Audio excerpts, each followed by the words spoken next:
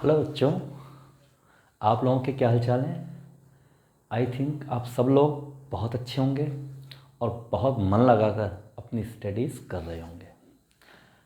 हमारा जो चैप्टर चल रहा है डेट इज़ कॉम्प्लेक्स नंबर। आज हम बात करेंगे properties of argument of complex number.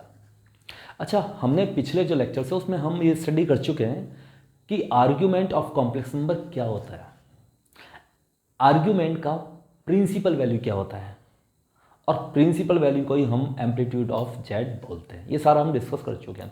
आज हम बात करेंगे इसके प्रॉपर्टीज़ और इसके प्रॉपर्टीज़ का प्रूफ क्या होता है, ठीक है, ताकि हमको इसका प्रॉपर्टीज़ अच्छे से समझ में आ जाए। ठीक है, तो देखिए इसकी फर्स्ट प्रॉपर्टी देखिए। फर्स्ट प्रॉपर्टी,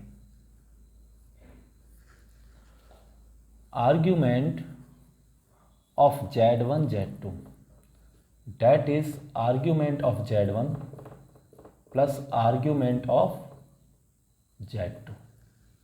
ठीक है, argument of Z1 Z2, Z1 और Z2 को मैंने मल्टीप्लाई कर दिया।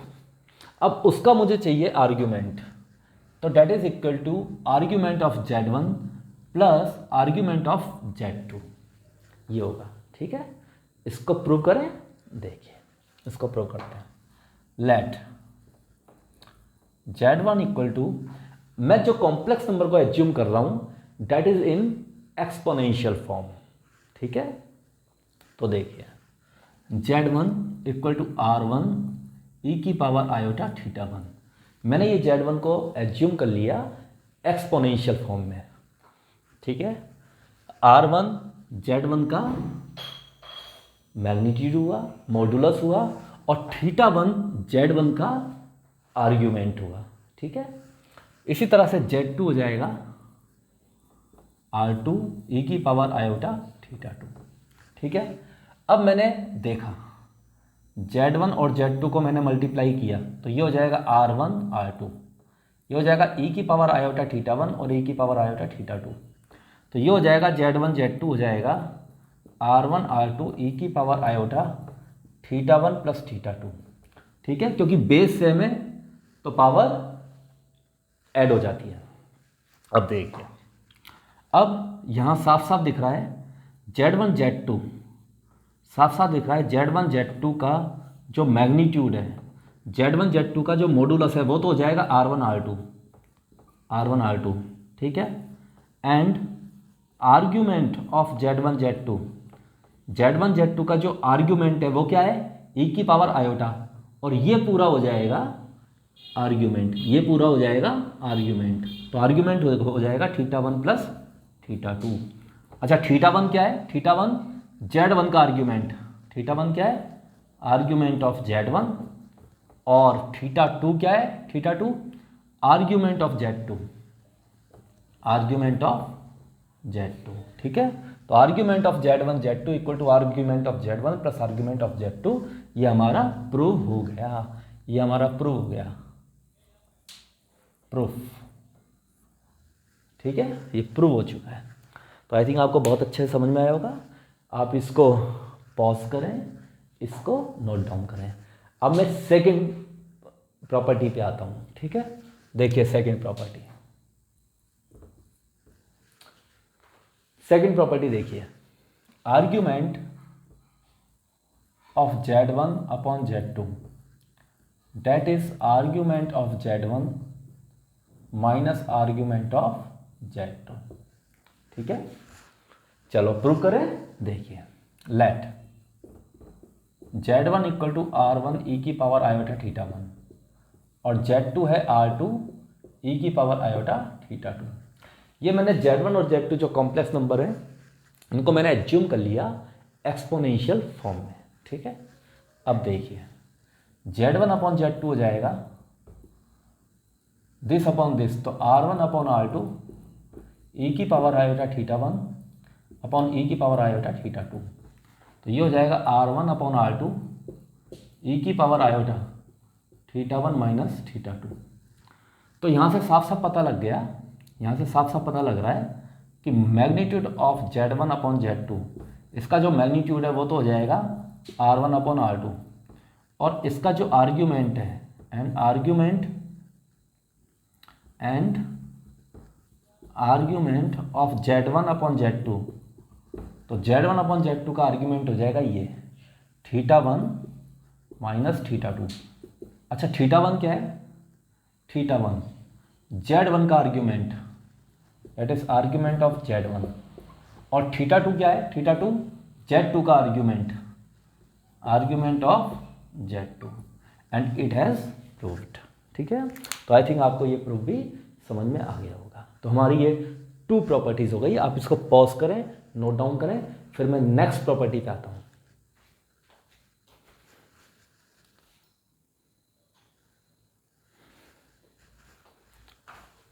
हाँ तो बच्चों, अब हम थर्ड प्रॉपर्टी देखते हैं। देखिए, argument of Z bar, that is minus argument of Z। ठीक है, इसको प्रूव करते हैं, इसका प्रूफ देखते हैं। Proof, let Z equal to R E की पावर आयोटा थीटा। ठीक है, तो Z बार क्या हो जाएगा?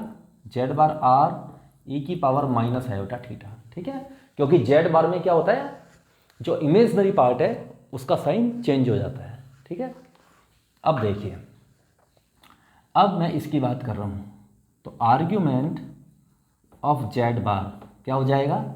माइनस थीटा, क्योंकि इसको मैं लिख सकता हूँ आर ई की पावर आयोटा माइनस थीटा, तो माइनस थीटा हो जाएगा। ठीक है, तो ये हो जाएगा माइनस, और थीटा क्या है? Z का आर्ग्यूमेंट। थीटा क्या है? Z का आर्ग्यूमेंट, तो माइनस आर्ग्यूमेंट ऑफ Z। तो ये प्रूव हो गया, argument of Z bar equal to minus argument of Z। ठीक है, तो आप इसको पॉज करें, नोट डाउन करें।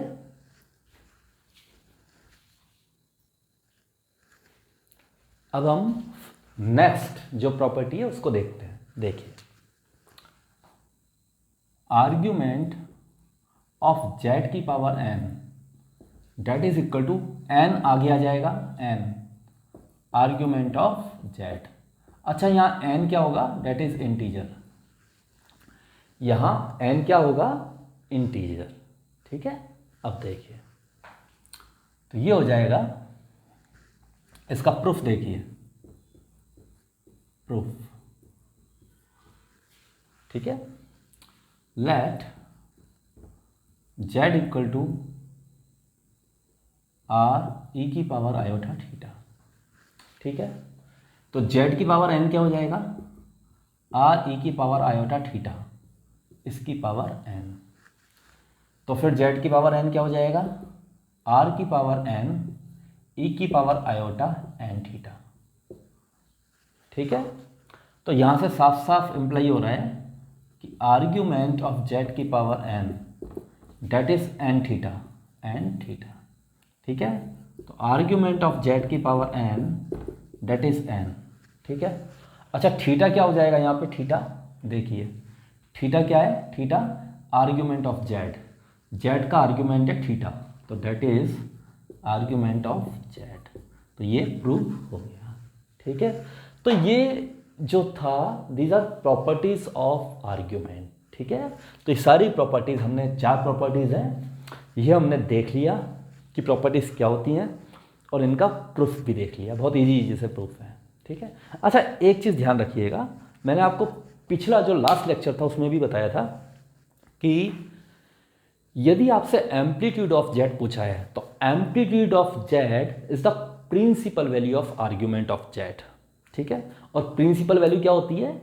आर्ग्यूमेंट ऑफ Z की वो वैल्यूज जो -π और π के बीच में लाई करती है। ठीक है, तो मैं आपसे ये कहना चाहता हूँ, सपोज करो एक क्वेश्चन आपको ये दे दिया, सपोज करो एक क्वेश्चन दे दिया कि आर्ग्यूमेंट ऑफ Z जो है वो है, सपोज करो 4π/3। ठीक है, तो आप एम्पलीट्यूड ऑफ Z बताइए। सपोज करो ये आपको क्वेश्चन दे दिया कि Z का जो आर्ग्यूमेंट है वो 4π/3 है। ठीक है, क्लियर? एम्पलीट्यूड ऑफ Z बताना है, तो एम्पलीट्यूड ऑफ Z क्या हो जाएगा? यहां से एम्पलीट्यूड ऑफ Z क्या हो जाएगा? That is argument of Z plus 2n π, और n हो जाएगा इंटीजर, ठीक है। अच्छा 2n पाई मैंने इसलिए ऐड किया है, n इंटीजर है, n पॉजिटिव इंटीजर भी हो सकता है, इंटीजर का मतलब 1 2 3 4 ऐसे भी हो सकता है, -1 -2 -3 ये भी हो सकता है, ठीक है। और n की वैल्यू इस तरह से ली जाएगी कि आर्ग्यूमेंट में यदि मैं उसको ऐड कर दूंगा, n की वैल्यू हम इस तरह से चूज करेंगे कि यदि मैं इसको इसमें ऐड कर दूं तो इसकी जो वैल्यू है वो इस रेंज में आ जाए, -पाई और पाई इस रेंज में आ जाए, क्योंकि एम्पलीट्यूड ऑफ जेड तो प्रिंसिपल वैल्यू होता है जेड का, आर्ग्यूमेंट ऑफ जेड का जो एम्पलीट्यूड ऑफ जेड होता है वो आर्ग्यूमेंट ऑफ जेड का प्रिंसिपल वैल्यू होता है। प्रिंसिपल वैल्यू जो होता है वो -पाई और पाई के बीच में ही लाई करेगा। तो इस क्वेश्चन को देखिए, तो यहाँ आ जाएगा amplitude of z that is 4π/3 plus 2n pi. अब मैं ऐसी n की क्या वैल्यू लूँ जो इस इंटरवल में इसकी वैल्यू आ जाए, तो मैं यहाँ n इक्वल टू लेता हूँ, मैं -1, तो n की वैल्यू मैं -1 लेता हूँ। तो यदि मैं n की वैल्यू -1 लूँगा तो यहाँ मुझे ये मिल जाएगा, देखिए n की वैल्यू यदि मैं -1 ले लूँ, -1, तो ये मिल जाएगा मुझे 4π/3 और ये -2π हो जाएगा, तो ये हो जाएगा -2π/3। अब -2π/3 ये जो होता है -120 डिग्री, ठीक है, जो कि माइनस और पाई के बीच में आ जाएगा, ठीक है। तो आप इतना सा ध्यान रखिएगा कि जो एम्पलीट्यूड ऑफ जेड है वो प्रिंसिपल वैल्यू है आर्ग्यूमेंट का, जो कि -पाई और पाई के बीच में लाई करेगा। इसकी वैल्यू निकालने के लिए हम आर्ग्यूमेंट में 2n पाई को ऐड कर देंगे और 2n पाई में n की वैल्यू इस तरीके से पुट की जाएगी कि इसको ऐड करने पर जो वैल्यू आएगा वो -पाई और पाई के बीच में आ जाएगा, जैसे यहां पर -2π/3 आया, ठीक है। तो आप इसको पॉज करें, नोट डाउन करें, हम आगे चलते हैं।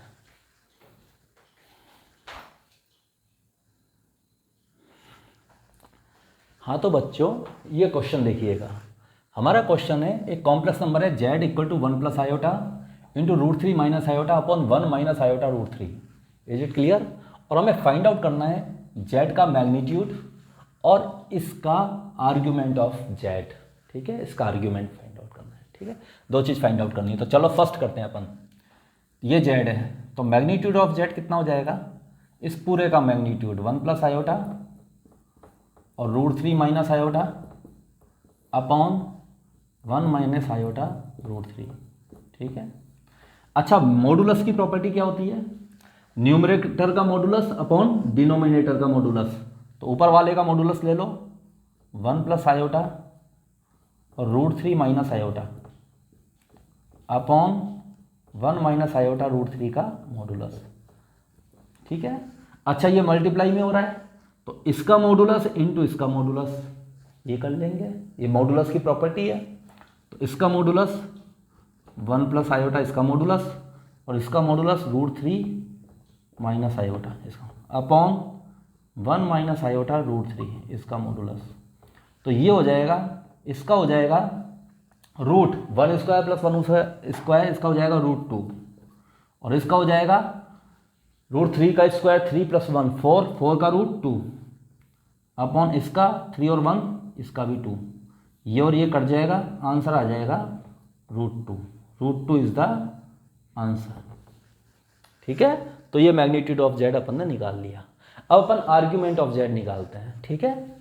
चलिए आर्ग्यूमेंट ऑफ जेड, तो आर्ग्यूमेंट ऑफ जेड क्या होगा, न्यूमरेटर का आर्ग्यूमेंट माइनस डिनोमिनेटर का आर्ग्यूमेंट। ये प्रॉपर्टी अभी हमने पढ़ा था कि argument of z1 upon z2 that is equal to argument of z1 minus argument of z2। ये प्रॉपर्टी हमने पढ़ा था, आप प्रॉपर्टी देख सकते हैं, ठीक है, जो हमने अभी पढ़ा है। तो देखिए ये हो जाएगा न्यूमरेटर का आर्ग्यूमेंट यानी आर्ग्यूमेंट ऑफ 1 + आयोटा और √3 - आयोटा, इसका argument minus argument of denominator यानी 1 - आयोटा √3। अब ये देखिए आर्ग्यूमेंट ऑफ जेड हो जाएगा, अभी हमने एक प्रॉपर्टी पढ़ा था कि argument of z1 into z2 that is equal to argument of Z1 plus argument of Z2, यानी ये दोनों मल्टीप्लाई हो रहे हैं, तो इसका आर्ग्यूमेंट प्लस इसका आर्ग्यूमेंट, तो ये हो जाएगा आर्ग्यूमेंट ऑफ 1 प्लस आयोटा, ये हो जाएगा आर्ग्यूमेंट ऑफ √3 प्लस में आएगा क्योंकि मल्टीप्लाई हो रहे हैं ये दोनों, इसलिए प्लस में आ जाएगा, plus argument of √3 minus iota, और ये हो जाएगा minus argument of 1 minus iota, ये ठीक है। अब सबसे पहले हम इसमें निकालते हैं, चलो इसको मैं फर्स्ट इक्वेशन का नाम दे देता हूँ। अब आर्ग्यूमेंट ऑफ 1 प्लस आयोटा निकालते हैं, ठीक है। अच्छा 1 प्लस आयोटा कौन से क्वाड्रेंट में है, कौन से क्वाड्रेंट में है, फर्स्ट क्वाड्रेंट। तो फर्स्ट क्वाड्रेंट में क्या होता है, argument theta equal to phi, is it clear. तो ये क्या हो जाएगा फाई, और फाई किसके बराबर हो जाएगा, फाई किसके बराबर हो जाएगा, फाई, ठीक है क्लियर। और tan फाई क्या होता है, tan फाई ये पूरा मैंने आपको निकालना सिखाया था ना निकालना, कि फर्स्ट क्वाड्रेंट में थीटा और फाई दोनों इक्वल होंगे, ठीक है, क्योंकि 1 प्लस आयोटा जो आ रहा है that is in first quadrant. तो tan फाई कितना हो जाएगा, mod of y upon x होता है, तो यहां y कितना है 1 और x भी है 1, तो डेट इज 1, तो यहां से फाई आ जाएगा tan फाई कितना आ गया 1, तो यहां से फाई आ जाएगा π/4, क्योंकि tan π/4 होता है 1। अच्छा यहाँ फाई हमेशा क्या रहेगा, ये मैंने आपको जब वहाँ बताया था तो समझाया था, फाई हमेशा एक्यूट एंगल होगा, 0 और π/2 के बीच में होगा, तो ये π/4 आ गया, ठीक है। तो फाई π/4 आ गया, ठीक है। तो आर्ग्यूमेंट ये क्या हो जाएगा, इसका आर्ग्यूमेंट हो जाएगा ये π/4, चलो ये काम हो गया। अब आर्ग्यूमेंट इसका निकालना है, आर्ग्यूमेंट ऑफ √3 माइनस आयोटा का निकालना है। तो ये देखो ये कौन सा क्वाड्रेंट में है, x तो पॉजिटिव है y नेगेटिव है, तो ये फोर्थ क्वाड्रेंट में है, तो इसका आर्ग्यूमेंट कितना होता है -5, इज इट क्लियर, -5। तो यहाँ tan फाई कितना हो जाएगा, tan फाई वही mod of y upon x, तो मॉड ऑफ y कितना है -1 और x कितना है √3, तो 1 अपॉन √3 हो गया।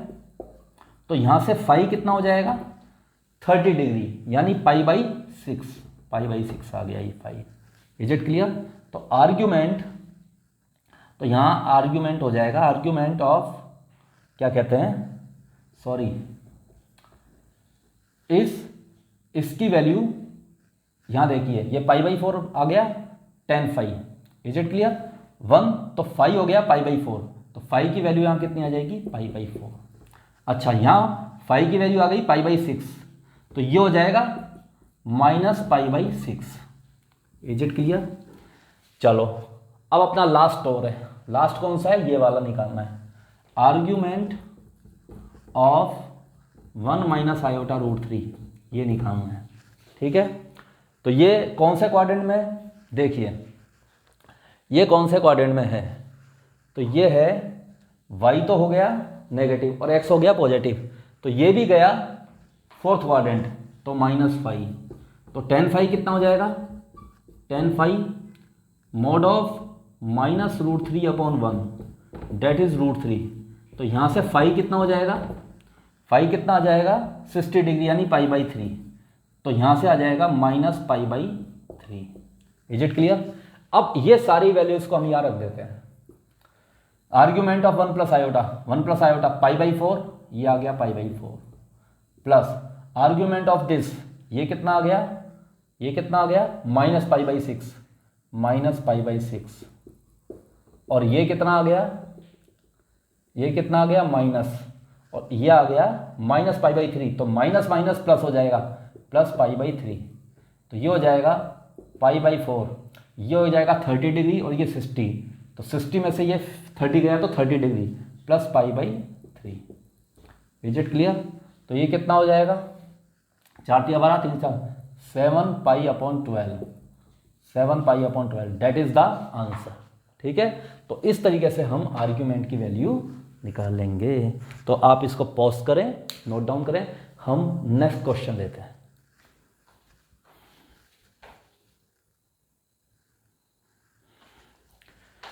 हाँ तो बच्चों ये क्वेश्चन देखिए, ठीक है, ये है Z equal to 3 1 plus iota upon 2 cos pi by 3 plus iota sine pi by 3। इसमें हमें जेड का एक तो मैग्नीट्यूड निकालना है मॉडुलस, और इस जेड का हमें आर्ग्यूमेंट निकालना है, ठीक है। अच्छा, इसमें मैंने थोड़ा सा ऐसा कर दिया, थोड़ा मिक्स कर दिया, क्योंकि ऊपर जो कॉम्प्लेक्स नंबर दे रखा है that is in Cartesian form, ठीक है, और जो नीचे जो कॉम्प्लेक्स नंबर दे रखा है that is in polar form, ठीक है। तो ये थोड़ा सा एक मैनिपुलेशन कर दिया था ताकि थोड़ा आपको कॉन्सेप्ट क्लियर हो, ठीक है। तो देखिए कैसे होगा। तो सबसे पहले अपन एक काम करते हैं, जेड इक्वल टू, या तो आप एक काम कर लो, या तो इस पूरे सिस्टम को पोलर में चेंज कर डालो, ठीक है, पूरे को पोलर में चेंज कर दो, या फिर पूरे को कार्टेशियन में कर दो, ठीक है। अच्छा, ठीक है, या फिर इस पूरे को एक्सपोनेंशियल में कर दो। अच्छा, एक्सपोनेंशियल में कर दे यदि इजीली हो जाए, इजीली एक्सपोनेंशियल में हो जाए तो कर दो, क्योंकि एक्सपोनेंशियल में आपको जेड मिलेगा आर ई की पावर आयोटा फॉर्म में। एक्सपोनेंशियल में आपको जेड मिलेगा आर ई की पावर आयोटा फॉर्म में, और वो फॉर्म बहुत इजी हो जाएगी, आर ई की power iota, that is very small form, ठीक है, कॉम्प्लेक्स होगा ही नहीं, मतलब कॉम्प्लिकेट नहीं होगा ये, ठीक है, बहुत इजी हो जाएगा। अब देखिए कैसे होगा। तो मैं एक काम कर सकता हूँ, ये तो गया 3।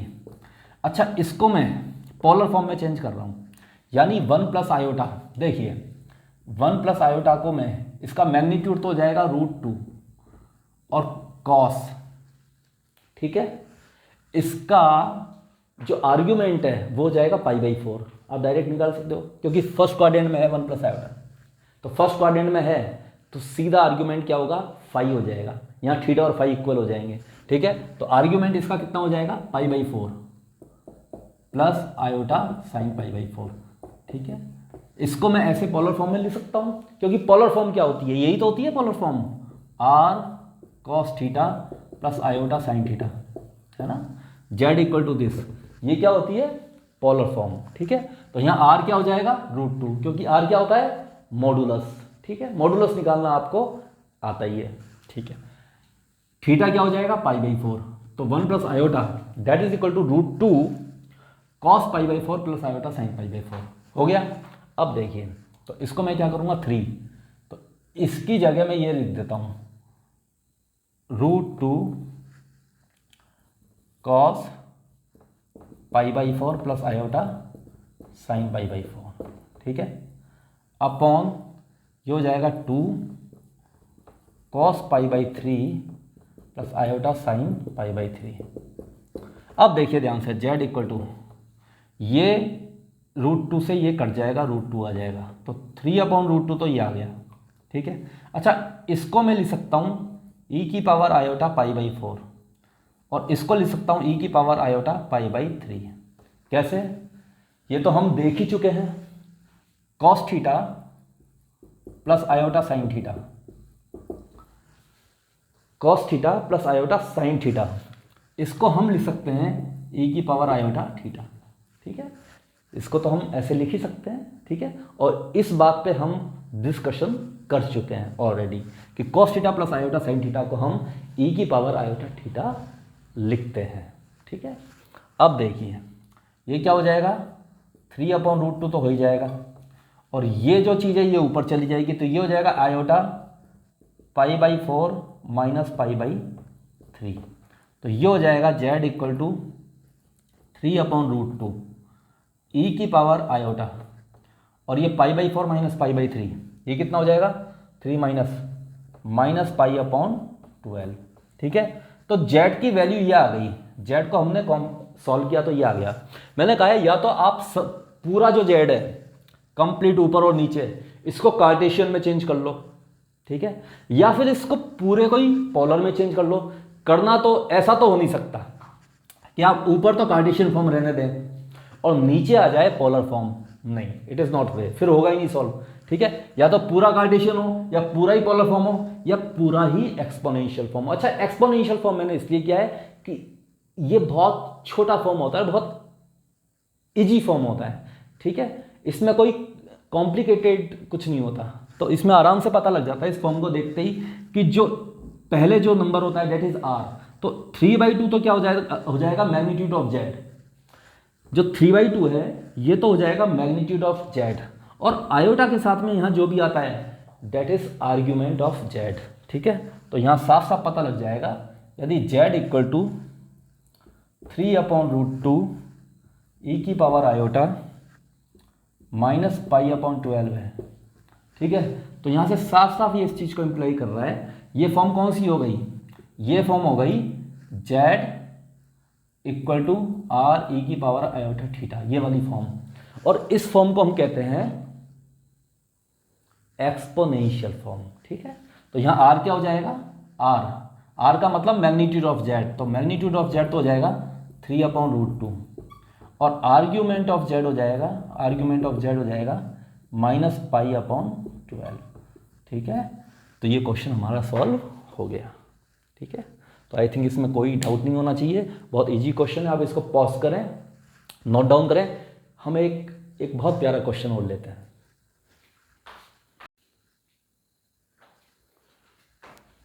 अच्छा बच्चों, इस क्वेश्चन को देखिएगा, z equal to -3 minus iota √3 का स्क्वायर अपन 1 प्लस आयोटा की पावर क्यूब। ठीक है, ये z है। ठीक है, हमें निकालना है मोड ऑफ z और आर्ग्यूमेंट z। तो सबसे पहले हम मोड ऑफ z निकालते हैं।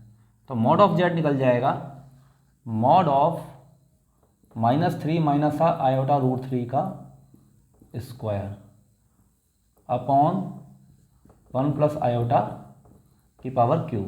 ठीक है, अब मोड की एक प्रॉपर्टी होती है मॉडुलस की, ऊपर वाले का मोड अपॉन नीचे वाले का मोड। तो ये हो जाएगा मोड -3 माइनस आयोटा √3 का स्क्वायर इसका मोड अपॉन 1 प्लस आयोटा की पावर क्यूब इसका मोड। अच्छा, मोड की फिर एक प्रॉपर्टी होती है, ये जो पावर है ये बाहर आ जाएगी, यानी -3 माइनस आयोटा √3 इसका मोड ले लो, फिर पावर बाहर ले लो, 2 बाहर आ जाएगा।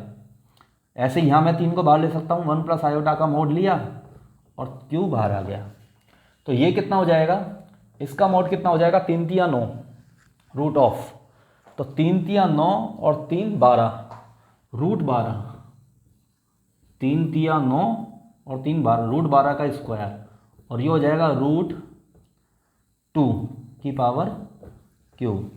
तो ये कितना हो जाएगा? रूट से ये रूट कैंसिल हो जाएगा 12, और ये हो जाएगा √2 इंटू √2 इंटू √2, तो 2 √2 2, तो 2 6 12 6, तो 6 कितना हुआ? 3 इंटू 2, तो 3√2, दैट इज द आंसर। तो मोड ऑफ जेड हो जाएगा 3√2। Is it clear? अब देखिए आर्ग्यूमेंट ऑफ जेड निकालते हैं। आर्ग्यूमेंट ऑफ जेड, तो आर्ग्यूमेंट की क्या प्रॉपर्टी होती है? आर्ग्यूमेंट की प्रॉपर्टी होती है न्यूमरेटर का आर्ग्यूमेंट माइनस डिनोमिनेटर का आर्ग्यूमेंट। तो आर्ग्यूमेंट ऑफ -3 माइनस आयोटा √3 की पावर क्यूब माइनस डिनोमिनेटर का आर्ग्यूमेंट ऑफ 1 प्लस आयोटा की पावर क्यूब। अब देखिए आर्ग्यूमेंट ऑफ जेड ये हो जाएगा, अच्छा जेड की पावर n का आर्ग्यूमेंट क्या होता है? n आर्ग्यूमेंट ऑफ जेड, ये 3 है, ये आगे आ जाएगा, 3 आगे आ जाएगा। This is the property of argument. ठीक है, अब देखिए 3 आगे आ गया, ये हो जाएगा आर्ग्यूमेंट ऑफ -3 माइनस आयोटा √3, फिर ये 3 आगे आ जाएगा। ठीक है, 3 नहीं 2 है, ये ऊपर है 2, तो ये 2 आगे आ जाएगा, 2 आगे आ जाएगा, और यहाँ से 3 आगे आ जाएगा, 3 आर्ग्यूमेंट ऑफ 1 प्लस आयोटा, ये आ जाएगा। अब देखिए, अब हमें निकालना है आर्ग्यूमेंट ऑफ जेड। ठीक है, that is what? That is 2 2। अब इसका आर्ग्यूमेंट चाहिए अपन को, तो ये कौन सा क्वाड्रेंट में है? ये थर्ड क्वाड्रेंट। तो थर्ड क्वाड्रेंट में क्या होता है? -π + φ ये होता है। इसके लिए मैं φ1 बोल देता हूँ और इसके लिए मैं φ2 बोल दूंगा। ठीक है, तो इसका क्या हो जाएगा? -3, और ये कौन से क्वाड्रेंट में है? First quadrant. तो फर्स्ट क्वाड्रेंट का आर्ग्यूमेंट क्या होता है? फाई होता है, तो इसके लिए मैंने बोल दिया φ2। अब φ1 और φ2 की बात करेंगे, तो tan φ1 कितना हो जाएगा? tan φ1 that is mod of -√3 upon -3। tan φ1 कितना हो जाएगा? -√3 अपॉन -3, ये tan φ1 हो गया।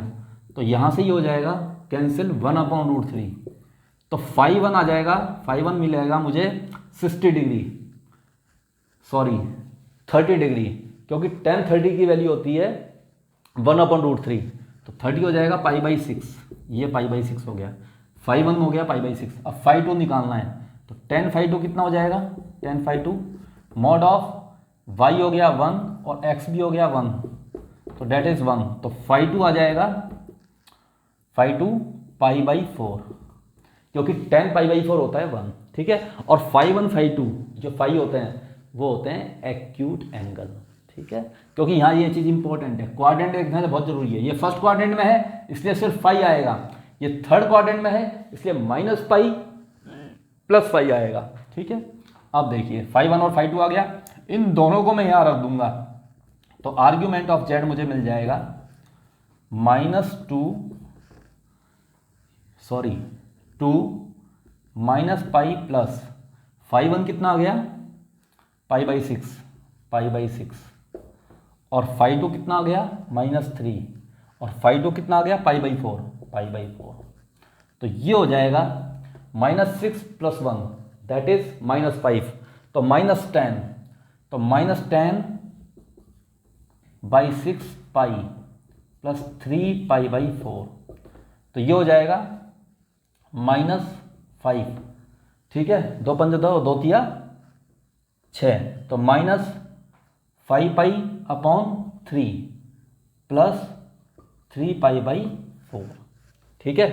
तो इसको अपन करेंगे तो ये क्या आ जाएगा, यहाँ से इसको ऐसे कर लेते हैं इधर इसको, तो -5π/3 और प्लस 3π/4, तो एलसीएम कितना आ गया 12, 3 चौक 12, 5 चौक 20, -20π प्लस 4 तिया 12 और 3 तिया 9, 9π, and that is equal to -11π/12, and that is the answer, -11π/12 that is the answer, ठीक है।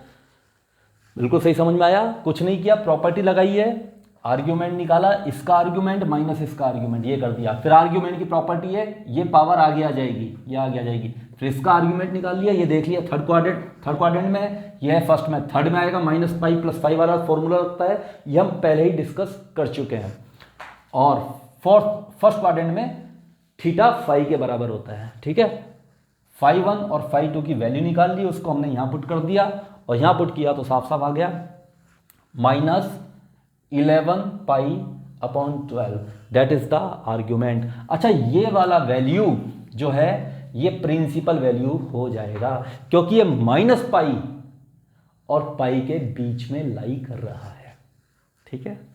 तो आज हमने आर्ग्यूमेंट पढ़ा, इसकी प्रॉपर्टीज देखी, प्रॉपर्टीज को प्रूव किया और अच्छे अच्छे क्वेश्चंस किए, और अपना आई थिंक हमारा जो कॉन्सेप्ट है बहुत अच्छे से क्लियर हो गया होगा, ठीक है। तो अब आपके पास जो भी बुक है आप प्रैक्टिस करें और जम के क्वेश्चंस करें, ठीक है। तो आज के लिए इतना ही, थैंक यू वेरी मच।